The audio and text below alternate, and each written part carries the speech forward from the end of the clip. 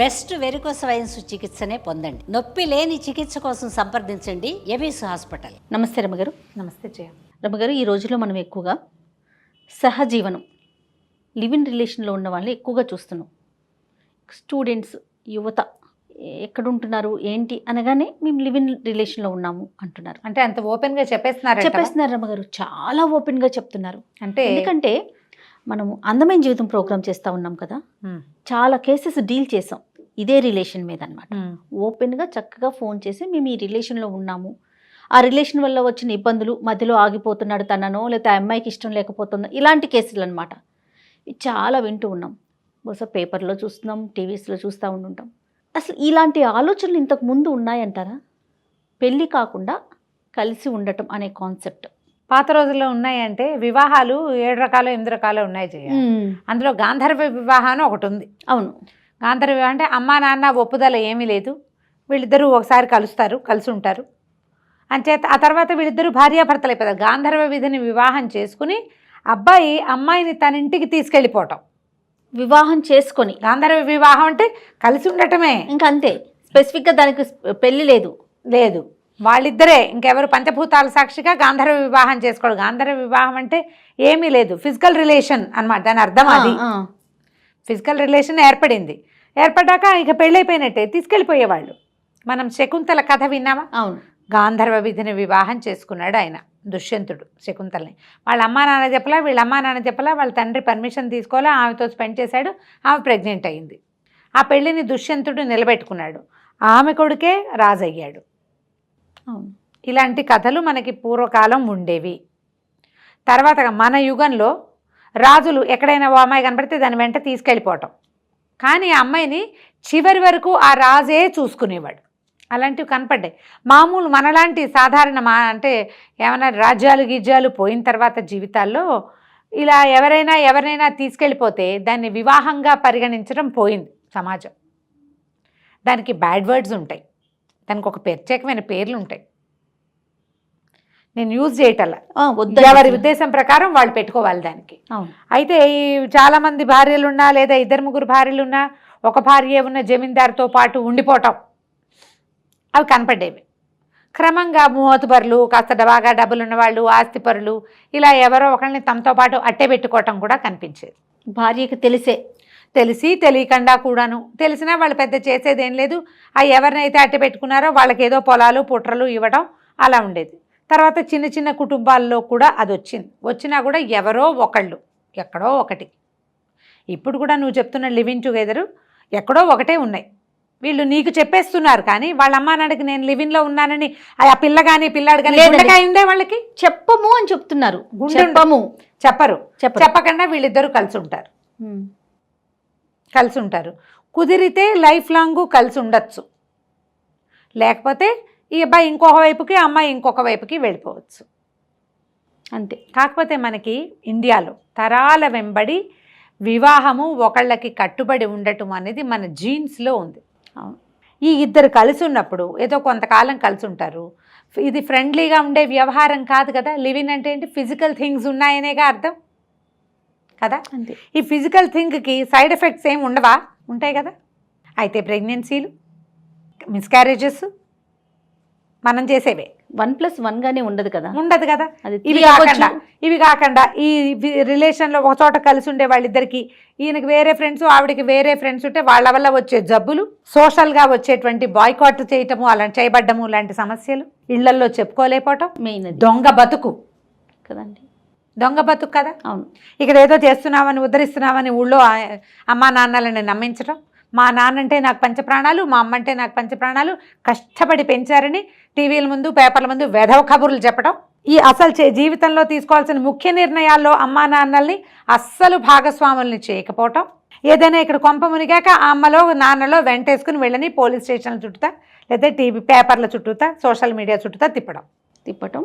లేదు అంటే తమను తాము ఏదైనా చేసేసుకోవటం, లేకపోతే రెండో వాళ్ళని ఏదైనా చేయటం. ఈ లివింగ్లో ఉన్న వాళ్ళకి ఒకళ్ళంటే ఒకళ్ళకి విసుగు పుట్టదా జయ? ఢిల్లీ కేసు ఒకటి విన్నాం రీసెంట్గా. ఆ అమ్మాయి మరీ ఘోరం అది కదా అసలు రమగారు. కనపడ్డప్పుడల్లా కడుపులో ఇలా లావాలాగా ఉంటుంది, రైళ్లు పరిగెడుతున్నట్టే.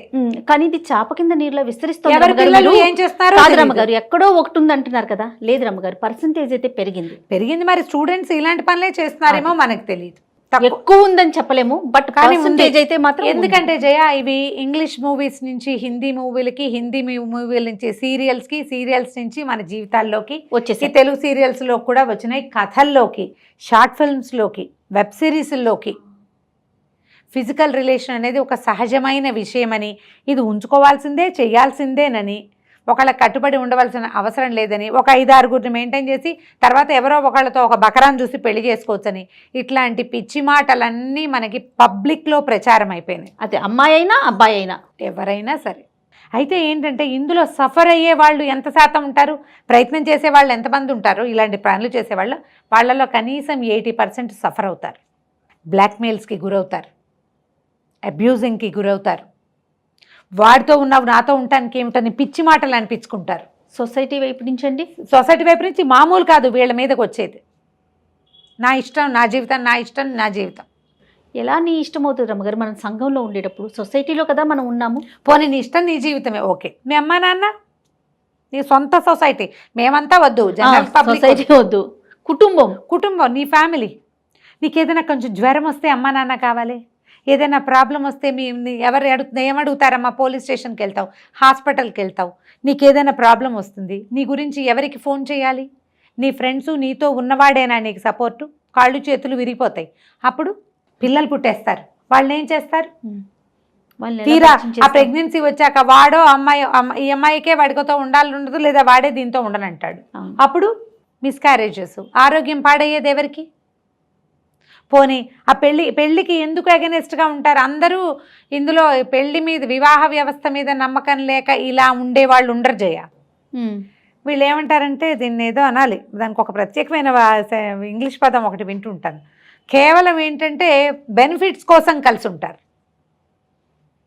ప్రేమతోటి వివాహ వ్యవస్థ, వివాహం అనేది మనకి బంధనం కాకూడదు, వివాహం అంటే బంధం, బాధ్యత. కలిసి ఉందాం, నీ దారి నువ్వు, నా దారి నేను ఉంటా, మన ఇద్దరం కలిసి ఉందాం. నీ ఇష్టం నీది, నా ఇష్టం నాది, మన ఇద్దరం కలిసి ఉందాం. నీ ఆలోచనలు ఇవి, నావి నావే, కానీ మన ఇద్దరం కలిసి ఉందాం. ఈ కలిసి ఉన్నప్పుడు వచ్చేటువంటి ఈ సైడ్ ఎఫెక్ట్స్ అన్నిటినీ ఎవరు హ్యాండిల్ చేస్తారు? మీరు ఇంతకు ముందు చెప్పారు చూసారా రమ్మగారు, అది ఒక రిలేషన్లోనే ఉండాలి ఆ సంబంధం అనేది. ఆ ఆలోచన నుంచి కొంచెం బయటకు వెళ్ళిపోతున్నామేమో అనిపిస్తుంది. పర్వాలేదు, ఏదైనా పర్వాలా, వెళ్తూ ఉందాం, ఎక్కడో అలసట వచ్చినప్పుడు ఆగుదాం అనే ధోరణిలో అలసట వచ్చినప్పుడమ్మా మీతో ఎవ్వరూ ఉండరు, సమాజం ఉండదు, మీకు మీరే ఓదార్చుకోవాలి. ఈ వెంటనే వీళ్ళకి ఏంటంటే సెల్ఫ్ పిటీ వచ్చేస్తుంది, టెన్షన్ వస్తుంది, బీపీ వస్తుంది, డిప్రెషన్ వస్తుంది, ప్రపంచం మీద అసహనం వస్తుంది. మీరు ప్రపంచానికి భిన్నంగా చేసినప్పుడు నిలబడలేకపోతున్నామని అనుకోరు, అనవసరంగా మత్తు ద్రవ్యాలు, మాదక ద్రవ్యాల బారిన పడతారు. ఏదో ఈ దొరుకుతున్నది కాకుండా ఇంకా ఏదో అలౌకిక ఆనందాన్ని అనుభవించాలనే తపన, ఒళ్ళొంచి పనిచేయరు, బాధ్యత తీసుకోరు, వీళ్ళు ఇటువైపుకు వెళ్తారు. పెళ్ళంటే బాధ్యత కదా జయ. ఒకళ్ళతో కలిసి ఉండాలంటే పొద్దున ఇల్లు వాకిలి చూడాలి, అత్త మామని చూడాలి, వాళ్ళ సంగతి కనుక్కోవాలి, ఫ్యామిలీ బర్డెన్ తీసుకోవాలి. బర్డెన్స్ తీసుకోవడానికి ఇష్టపడరు. రేపొద్దున మీ బర్డెన్ ఎవడు తీసుకుంటాడు? నేనైతే దీన్ని పూర్తిగా సినిమాలకే కట్టపెడతాను జయ. దీన్ని సినిమాల్లో చూపించే దీన్ని పెంచారు అంతే. ఎక్కడో ఒకటి ఉండేది, ఇప్పుడు ప్రతి చోటగా మారిపోయింది. పిల్లలు అక్కడ ఇక్కడ ఫారిన్ కంట్రీస్లో అంటే ఇంకా అసలు మనం చెప్పేదే లేదు. మొన్న అసందర్భం కాదేమో చెప్పచ్చు అనుకుంటా, ఒక అబ్బాయి పెళ్లి సంబంధాలు ఎవరో అడిగారు నన్ను, ఒక అబ్బాయికి సంబంధాలు. ఇక్కడున్న అమ్మాయి వద్దండి, ఫ్రెష్గా వచ్చే అమ్మాయిని కావాలంటే నేను చదివించుకుంటాను, ఇక్కడున్న అమ్మాయి మేమే చదివించుకుంటాం, ఖర్చు పెట్టన్నారు వాళ్ళు. ఎందుకంటే అక్కడ మేము చూస్తున్నాం చాలామంది ఆడపిల్లల్ని, వాళ్ళంతా లివిన్లో ఉంటారు ఎవరో ఒకళ్ళతోటి, మరి వాళ్ళకి అవసరాలు వాళ్ళు ఉంటారు. అమ్మాయి కూడా ఒక అమ్మాయి నాకు అలాగే చెప్పింది. అమ్మాయి వాళ్ళ పేరెంట్స్ అక్కడ ఉండే మగపిల్లలంతా ఏదో ఒక జాతి వాళ్ళతోటి స్టూడెంట్స్ కలిసి ఉంటారు, ఫ్రెండ్స్ విత్ బెనిఫిట్సే. వాళ్ళకేవో సమస్యలు, ఎక్కడ ఉండడానికి ప్లేస్ లేదు, ఏవో రకరకాలు వస్తాయి, లేకపోతే చదువు ఆగిపోతుంది, జాబ్ ఏం దొరకదు. లివిన్లో ఉంటే వాళ్ళకి అవతల రెండో వాళ్ళు దానికి హెల్ప్ చేస్తారు. ఇలా ఉండేవాళ్ళు మాకొద్దండి, వాళ్ళతో రకరకాల ప్రాబ్లమ్స్ వస్తున్నాయి అని చేత ఇక్కడ ఉండే పిల్లలు మాకొద్దు. పెళ్లి సంబంధాలు చూసేటప్పుడు కూడా ఇది కూడా చూడాల్సి వస్తుంది. అది ఇప్పుడు ఇక్కడ కూడా వచ్చిందిగా, వచ్చేసిందండి. ఇక్కడ వచ్చేసింది. ప్రతి వాళ్ళు వాళ్ళకి అవతల వాళ్ళు చక్కగా ఫ్రెష్గా మంచి వాళ్ళుగా కావాలి. మరి మనం ఎట్లయినా పర్వాలా. మన సంగతి. నాకే ఒక ఫోన్ వచ్చింది జయ, ఇందాక నుంచి అది చెప్పకూడదు అనుకుంటున్నా. ఇప్పుడు నేను ఏదైనా ఇలా చెప్పాను అనుకో, అందరికీ ఏమనిపిస్తుంది అంటే వాళ్ళ సంగతులు నేను పబ్లిక్ చేస్తాను అనిపిస్తుంది. మనం ఎక్కడ పేర్లు కానీ వాళ్ళ ఊర్లు కానీ వాళ్ళ డీటెయిల్స్ కానీ ఇవ్వట్లేదు రమ్మ. ఇవ్వం. అయినా సరే మా సంగతి మీరు చెప్పకండి అని చెప్తుంటారు. నాతో మాట్లాడిన వాళ్ళు నాకు చెప్తారు, ఈ సంగతి మీరు చెప్పబోకండి అని. ఓ అమ్మాయి ఫోన్ చేసింది, నేను 7 yearsగా లివింగ్ టుగెదర్లో ఉన్నాను అని. అమ్మ నేను ఇలాంటి కేసులు హ్యాండిల్ చేయను, పెట్టేయండి. కాదు మేడం, అది కాదు, మీరు కొంచెం వినండి. సరే వింటానన్న. మేమిద్దరం పెళ్లి చేసుకోవాలనుకుంటున్నాం. అమ్మో ఎంత మంచి భాగ్యమమ్మా, చేసుకోండి చక్కగా, 7 ఏళ్ళ నుంచి కలుసున్నావు, ఎలాంటి ఇబ్బందులు పడ్డావో తల్లి, పెళ్లి చేసేసుకో మంచిదమ్మా, పెట్టైనా ఫోన్ అని. అది కాదు మేడం, మీకు అర్థం కాలేదు, నేను నా దారిని నేను పెళ్లి చేసుకోవాలనుకుంటున్నా, అతను కూడా అతని దారిని అతను పెళ్లి చేసుకోవాలనుకుంటున్నాడు, మరి మాకేమైనా ట్రబుల్స్ వస్తాయి. నువ్వు ఆలోచించుకోవాలి, నన్ను అడిగితే ఎట్లా, నువ్వు కదా ఆలోచించుకోవాలి. అయినా మీ ఇద్దరు ఎందుకు పెళ్లి చేసుకోవట్లేదు అంటే, కొంచెం క్యాస్ట్లు అవి వేరు మేడం, కొంచెం క్లాసులు కూడా. నేను ఆ క్లాసు చెప్పానా ఇది వరకు ఒక మాట, ఈ అమ్మాయే చెప్పింది నాకు ఆ మాట.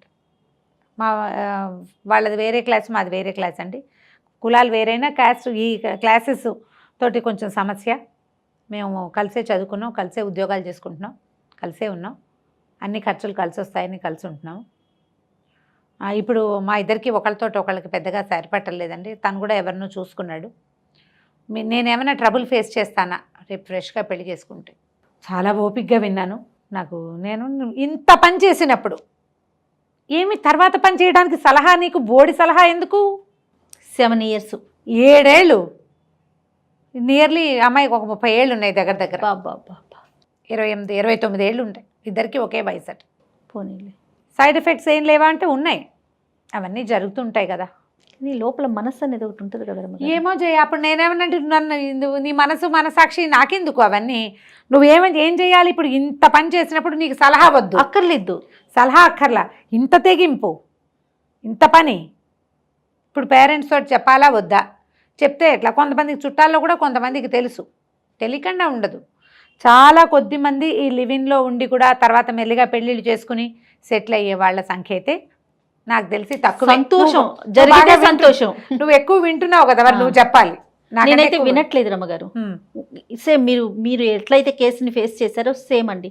ఇద్దరం కలిసి ఉన్నాము, ఒక 2 years ఉన్నాము, నాకు అతను నచ్చట్లేదు, అతనికి నేను నచ్చట్లేదు అని విడిపోవటం కానీ, లేదా నాకు అతను నచ్చుతున్నాడు, అతనికి నేను ఇష్టం లేదట, అందుకని నాకు అతనే కావాలి, ఏం చేయాలి? ముందుగానే అగ్రిమెంట్లు కూడా రాసుకుంటున్నారట, మనం ఇన్ని ఇయర్స్ కలిసి ఉందాము, నచ్చితే పెళ్లి చేసుకుందాం, లేకుంటే లేదు అని. బిజినెస్ లాగా రమ్మగారు. మొన్న ఒక కేసు అదే డీల్, అదే మాట్లాడాం డాక్టర్ గారు నేను కూడా. ముందుగా అగ్రిమెంట్ రాసుకున్నాం, మేము ఇన్ని ఇయర్స్ వరకు కలిసి ఉన్నాం, ఆ తర్వాత నచ్చితేనే నువ్వు ప్రపోజ్ చేయి, పెళ్లి చేసుకుందామని, లేదా నేను ప్రపోజ్ చేస్తా, ఓకే అయితే కంటిన్యూ చేద్దాం. చాలా హాలీవుడ్ సినిమాల్లో చూస్తుండే వాళ్ళని జయ, ఈ సీన్ వీళ్ళిద్దరు ఒకే చోట ఉంటుంటారు, ఒకే ఇంట్లో ఉంటుంటారు, అన్ని పార్టీలు. నాకు ఇప్పుడు ప్రేమ కలిగింది, నాకు అతను కావాలంటది ఆ అమ్మాయి. ఓహో, కలిగిందా? కలిగింది. అతను ఏమంటాడు, ముందు అగ్రిమెంట్ రాసుకున్నాం కదా, మరి నువ్వు ఎలా, నీకు నా మీద ఎలా ప్రేమ కలుగుతుంది, నాకు ఇష్టం లేదు నువ్వు అంటాడు అతను. అసలు విచిత్రమైన విషయాలు అంటే మీరు విచిత్రానికి ఏముంది, నేను చెప్తున్నాగా, ఫారిన్ సినిమాలు చూస్తాం, హాలీవుడ్ సినిమాల్లో వాళ్ళన్నీ కలిసి ఉంటారు, ఎప్పటి నుంచో కలిసి ఉంటారు. సడన్ గా ఒకరోజు అతను ఉంగరం చూపిస్తాడు, అని ఈవిడ పడిపోతుంది, వాడిని కావలించుకుంటుంది, జనాలందరూ ఓహో అని కళ్ళనీళ్ళు పెట్టుకుంటారు.